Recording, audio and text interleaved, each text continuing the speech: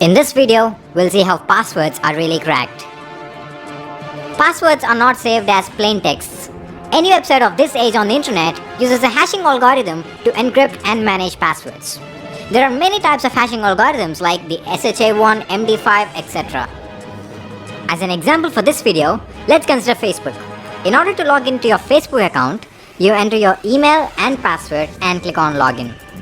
The first time you create a Facebook account, you are asked to fill in a form like this, which contains your name, your email address, and it asks you to choose a password, your birth date, and your gender. Once you click on sign up, this data is sent to the Facebook's backend database. In the Facebook's database, your name, your gender, your age, and your email or phone is saved as it is. But what about the password? As I told you, a password will never be saved as a plain text in a website's database. So this password is given as input to a hashing algorithm, and the output given by this hashing algorithm is the encrypted form of the password, which appears to be random but is not. This hashed password is saved in the Facebook's database but not the plain text, which means the password which you entered will never be saved on Facebook's database as a plain text.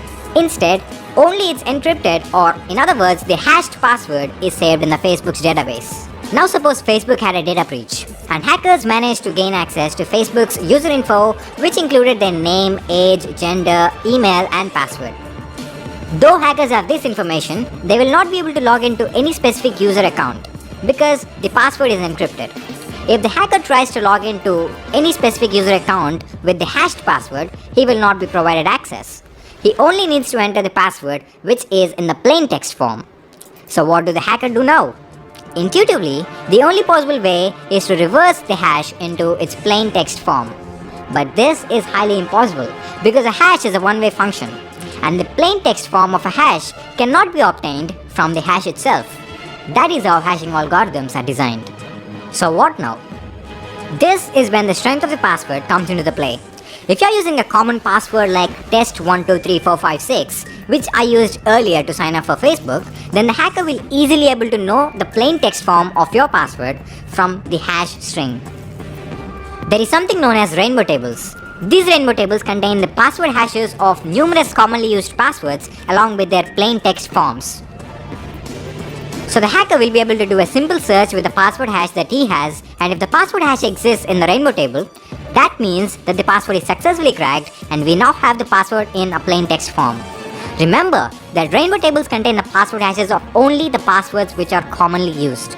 As a reference, you can try it yourself at crackstation.net. But what if the password is not a commonly used password? In that case, rainbow tables are of no use. So there comes dictionary attack and brute force attack.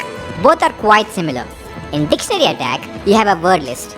A word list is nothing but a huge text file with loads of passwords. In this attack, the hacker writes a code which compares the password hash to be cracked with the password hash of each and every password that exists in the word list file.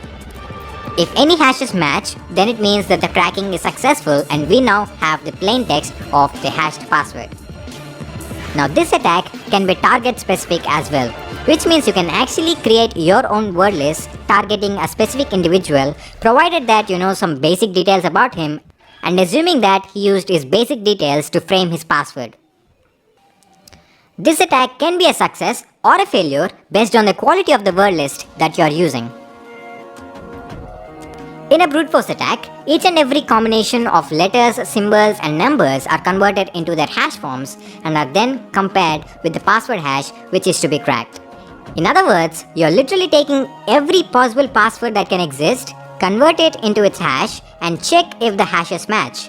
So yes, it literally takes forever to crack a strong password using this method. However, if the computer's processing speed is fast enough, then yep, simple passwords can be cracked easily by this method. A new technique called salting is introduced by security analysts to give hackers a hard time in cracking passwords. In this technique, a specific combination of characters are inserted at specific positions of the plain text password before hashing. Every company has its own salting algorithm and they don't make their salting algorithm public. For example, let's say Facebook's salting algorithm inserts the string f ampersand 2p at the beginning, after the third character, and at the end of the plaintext password. After salting the password, the salted password is then hashed by a hashing algorithm.